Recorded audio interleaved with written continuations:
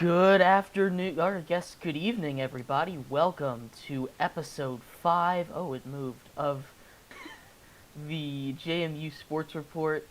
Uh, my name is Jeremy Lapidus, your host of the JMU Sports Report, joined as always by my friend and co-host. Haden Raymer. Thank you so much for tuning in. We have a very exciting show for you guys tonight, filled with lots of things. We have, of course, the Duke of the Week, our patented segment. We have. I'm sorry, I just got a new camera and I'm trying to fix it. There we go. Uh, we have the very exciting events of baseball, of lacrosse, tennis, and some football awards to get through. Uh, so we have a jam-packed show for you guys tonight. We thank you for tuning in. Hayden, what do you want to start with? We gotta start with our patented segment, Duke of the Week. How else are we supposed to start the show if we change up how we start every single week? That just doesn't make sense, Jeremy. Alright? So true. So, I guess, normally you start with who your Duke of the Week is. Are you gonna steal my Duke of the Week? I'm gonna steal your Duke of the Week real quick. Steal my Duke of the Week? Wow. My Duke of the Week is Wow. Holden Coons. It was senior day for tennis. We'll talk about that a little bit more later. But hey, ended his career with a really solid match against Coastal at home, and won. To end his career on senior day. There's a little bit more to that, but I think we're gonna talk about that a little bit more, a little bit later. Yeah, we'll get to tennis in a little bit. Yes. But yeah, that's my my Duke of the Week, Holy. Yeah, my Duke of the Week is Jason Schiavone, catcher for the baseball team.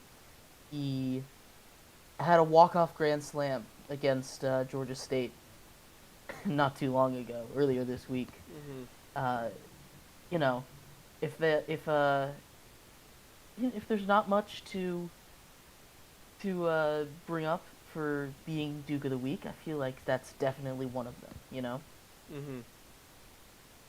Yeah. No. Yeah. Hey, hitting a walk-off grand slam, that's always, a blast. It always helps the team. Walking off, getting the win. Like. Yeah, you're absolutely right. Yeah. That's The how walk-offs, baseball works, right? They definitely help the team.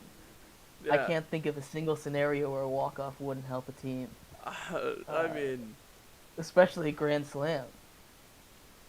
Yeah. Those are two things You got that me beat there. that I couldn't think of anything either. Yeah, I think those are two things that if that happens on your baseball team, every single time you're pretty happy. Yeah.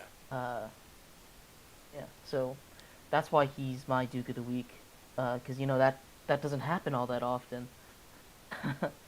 So Yeah. he is my Duke of the Week. I'm pretty sure that's not Congratulations. even their first walk-off grand slam this year. No, it's. I think the softball team had one. No, what day was this?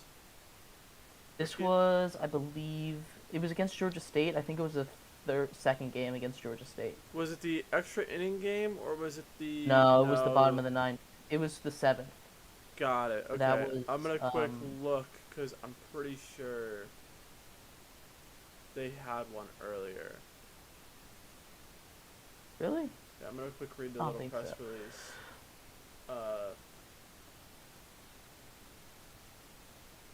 Yeah, this is the second one.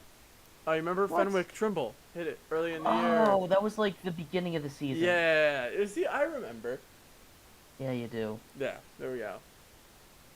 But yeah, I guess that means we both talked for our Dukes of the Week. You wanna talk about pivot to a different sport? Then we gotta pivot back to baseball. But you wanna talk about some lacrosse? Yeah, let's talk about some lacrosse. They had only one game last week, and they absolutely destroyed Vanderbilt, 18-1. We were talking a little bit about this on Saturday or Sunday, I don't remember, but we were talking about how thoroughly they dismantled this Vanderbilt team. Yeah. They only had, I believe, Vanderbilt only had like 6 shots. 10, 6 shots in the second half. Oh, in the second half, I Uh, thought I meant the oh no, entire sorry, game. 6. Yeah, they had 6 shots in the second half. Only 2 of those was on goal. They only had 6 on goal, the entire game. Uh, Yeah. yeah, like that. The defense Yeah. was crazy. Uh, and obviously, when you put up 18 goals, that's nothing to scoff at either. But they thoroughly dismantled Vandy. Yeah. I mean, 4 players had a hat trick. Uh, it's just when that happens, it's kind of a special game. You know. Absolutely. Yeah. No, there's a. It's crazy. It's crazy how they just. I mean, they're averaging like 15 goals a game, Mhm. something crazy like that. I didn't do the math. I'm just scrolling through and I'm seeing a lot of high numbers. 15 might be too high, actually. 15's a little Maybe high. closer to 12. But, still. Look at I mean, they've had an incredible season. They only have 3 games left. It's going to be senior night on Sunday uh, versus Cincinnati. It's we talked about it a little bit last week, but they're so good. They're just so good. Uh, they're averaging 13.50 or 0.15 goals per game heading into that game, and they scored a bunch of goals, so 18. that number is going to go up. Uh, it's just I mean they haven't lost a game since the home opener against or not the home opener The against opener. the opener against North Carolina.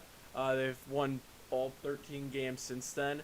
Uh, and I mean, hey, they got a 4-0 conference record, and they, just absolutely dismantled pretty much every team they've played in conference. Florida was kind of a close game, and so was Temple. I mean, yeah, Sports Temple. They beat Florida by 5. But ODU, beat 16-2. Vanderbilt beat 18-1. They play 2 more conference games. Next is Sunday, like you said, against Cincinnati. And it's just exciting team, and it just keeps being exciting. Sorry, I had to check it real quick. They're averaging 13 and a half goals per game. Yep, That's crazy. That's a lot of goals. that's a lot of goals. Isabella Peterson's like averaging like 13 of those. It feels like it at least every single I night. know she's got a hat trick every single night. It's kind of crazy. Is it? She really had a hat trick? I mean, at least she scored like 5. I think she has 5 goals in 2 straight games or something like that. I'm looking at heading into that game. Let me find the season statistics. 50 goals heading into that game, so 14 games, 55 goals. That's what? Almost 4 goals a game. Yeah. 3.92. I mean, Or let's see. 3.93, What'd she sorry. do? I don't know how to round. Goals. Yeah, just Yeah, she's incredible. had a hat trick in 4 straight games. 6, 7, 8, 9, and 8 of the last 9. Yeah, I she's mean, ridiculous. she, That's just she's had a hat simple as trick in that. every single game this season, other than in all but 3 of the games this year. 11 of 14. That's insane, and that's minimum. I mean, she put up 7 against John Hopkins, 8 against High Point. That's she's so good. Very good. Very, very good. Uh, and I don't think either of these teams are ranked either heading into this. So, like, should be like a easy-ish second half of, or last bit of the schedule. And I mean, then they're heading straight to the championship. I would be surprised if they haven't locked that already or clinched the playoffs. Yeah, they Or at least a should. decent seed. Mm-hmm. Yeah, they should. They're 7th in RPI. I don't know what that stands for, and they're still 4th, I believe. Yeah, in the Coaches Division polls. 1 poll. Yeah. Yeah. I mean, They beat Richmond and Vanderbilt. They're not. Richmond's a top 25 team, but it's not like they're beating the number 4 or the number 5 or the number 10 team. So they're not going to I really mean, climb a still whole though. lot for the rest of the season. Still though. The only way they really climb is if other teams fall. I feel like It could happen. it could happen. Yeah, no, I'm Cincinnati. not I saying it think. won't. I think Cincinnati's up there. No, they're not. I thought I saw Cincinnati ranked earlier. They're not. I know Rutgers was at one point. Yeah, I know their like field hockey team is really good too. Their field hockey team is. I mean, Yeah, obviously not the same Cincinnati's sport, but similar concept. I feel like. in the poll where JMU was 7th. Cincinnati's ranked 38th. Rutgers is 41. So these aren't like 25 top 25 matchups, but they're not easy games by any stretch of the imagination. I don't know. I feel like when you're talking about like especially in college sports, like the difference between a top 5 program and then like even just like a 20 to 25 is pretty big. And then when you get even further into that ranking, I feel like you're seeing kind of a big gap there. Well, of course, it's a there's always a gap, but I mean like just because there's a gap doesn't mean Well, I that mean that's sports. That's why we play them. It's, of course they can lose the game, but these aren't games that JMU should lose. right, right. Fingers crossed, knock on wood, you know. Yeah. I'm not too worried, but you never know. The worst always comes when you least expect it. So It's we'll true. have to wait and see. Like we said, there's 3 games left in the schedule. Senior night is later this week. It's on Sunday. So I guess it is a lot later this week, but it's exciting times. Yeah. Very exciting times. It is. Want to talk about some baseball, Jeremy? I do. I do want to talk about some baseball. So now you we have some words for me. Well, I mean, it's for both of us. We went a little hard on them last episode. We said they were struggling in conference. And then I saw something like right after the episode that they'd won 8 of their last 11 or something like that. And then the next thing I see is they hit a walk-off grand slam. So, I would like to amend my statement from previous episodes of they've been struggling to they have not been struggling. If we look at it, they've won 5, 6, 1, 2, 3, 4, 5, 6, 7, 8, 9. They've won 6 of their last 9, 7 of their last 10. You can keep going, but they're very good teams. They're they've been playing well recently. Obviously, the pitching is still a bit of an issue, but the bats have been able to keep them in it. But I mean, they've only I given think up. we've acknowledged that they were playing well recently. It's just their games that they're winning is you're talking about like non-conference games. No, these are all conference games. They're 5 for 5 in their conference games. They're 5 and 5. They're 500. Yeah, but I don't know. They're all conference games that are mixed in with 1 or 2 out of conference games. Yeah, there's always the weekend series is always going to be conference, and then their Tuesday Wednesday game is going to be non-conference. Yeah. Sorry, yawn. I mean that was the issue was they weren't playing well in conference games. Mhm. I don't know. I just thought we went a little. I was looking at it a little deeper, and I thought that we went a little bit hard on them. A little bit. There was some fair criticism, but we went a little hard. That was it. That was the Okay. main thing I wanted to say. Yeah, that's fair.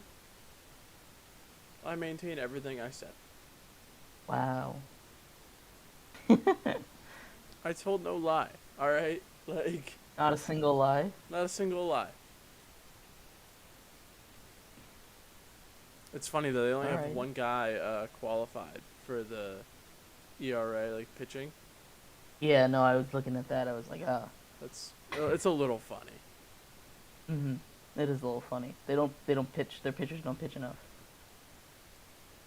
I mean, they're like their one starter does, but their Friday starter does, but everybody else not really. Right. Well, I mean, it's fine. They'll get better. That was the issue. That was the weakness coming into the season. It was the pitching. Yeah, because they have a solid like Friday starter. Like, I mean, Ryan Murphy's, I mean, he's not gonna be like a first round pick or anything like that, but he's a really solid starter.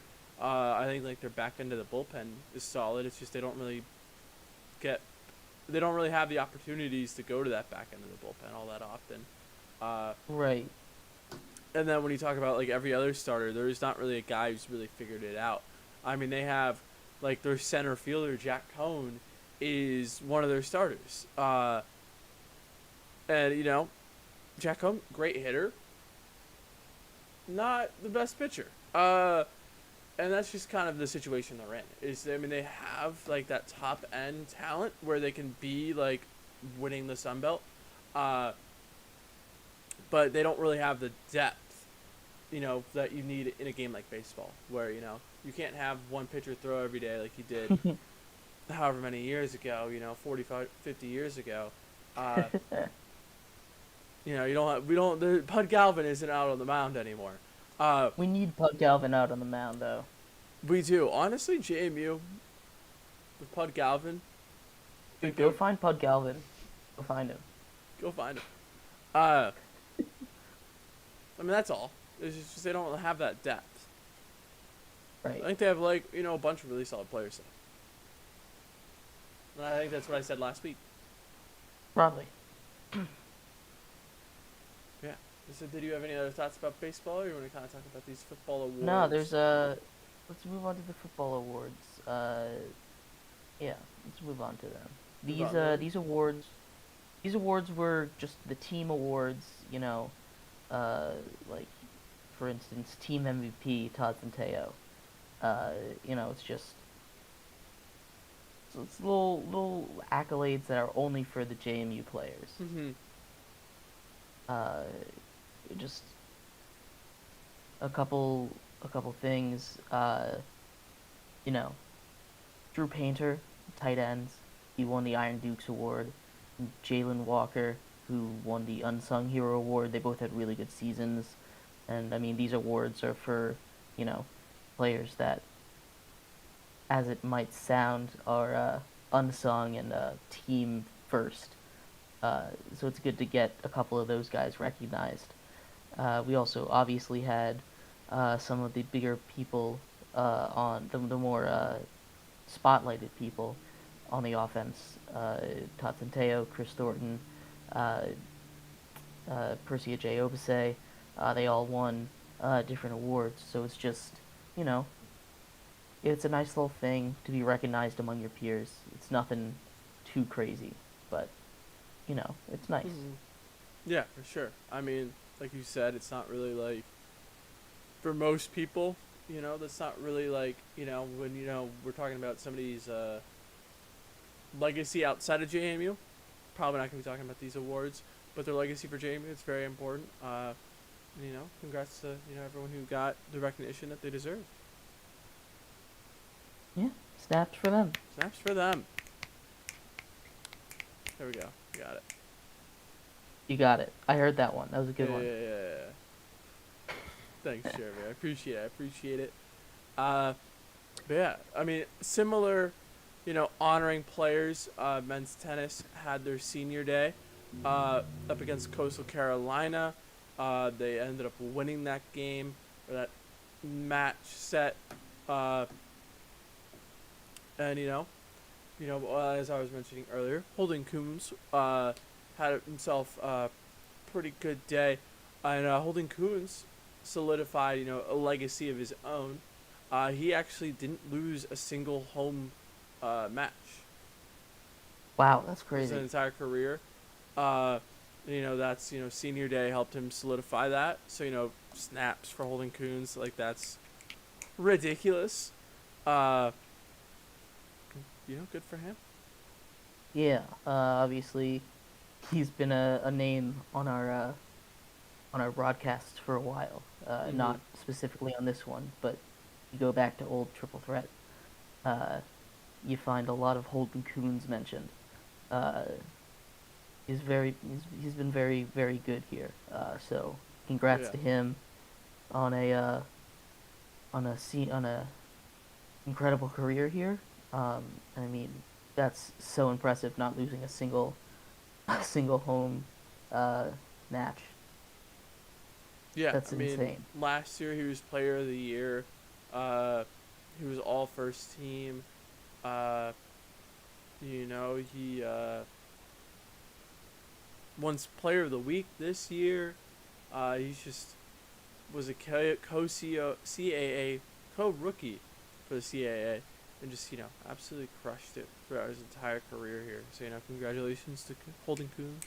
Snaps again for him. Uh, yeah, and congrats to the rest of the team. Winning a Yeah, match. they swept 4-0, so Yeah, it was a whole team effort. Yeah, congrats to them. Hopefully they are successful outside of JMU. yeah, for sure. I mean, you don't want to wish any unsuccess upon Dukes, Jeremy. All right, Hayden, you know what I meant. I did. I just wanted to give you a hard time. I'm sorry. um, yeah. Was there anything we missed, or should we I think that's start to? all of it. Yeah, it was a short week for us. We did our last show on Thursday, so it Yeah. wasn't a full week. And a lot of sports are starting to wind down and get to their playoff schedule. Word. Next Yeah. week, yeah, get to the playoffs. But next week there should be a lot more. The calendar's a lot more full. A lot of teams head off for Easter and the day after. So, uh, baseball has a few games. They've got a game tomorrow Against uh, Radford. versus Radford. Softball's a game Friday, or a series against Troy, I believe. Yeah, they've got a series against Troy Friday, Saturday, Sunday at home. Mm-hmm. Track and field has their JMU Invitational in Harrisonburg all day on Saturday, which I will be at if the 0 people watching want to come say hi. um, uh, yeah. Uh, let's see. Yeah, that's I about mean, it. yeah, JMU Lacrosse, plays against. Oh, yeah, there you go. Lacrosse. Go. we mentioned lacrosse senior night Sunday against Cincinnati, and yeah, that's uh that's all the home games for the next week.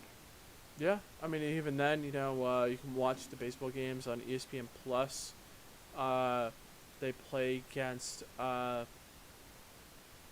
Southern Miss this weekend. Uh, and yeah,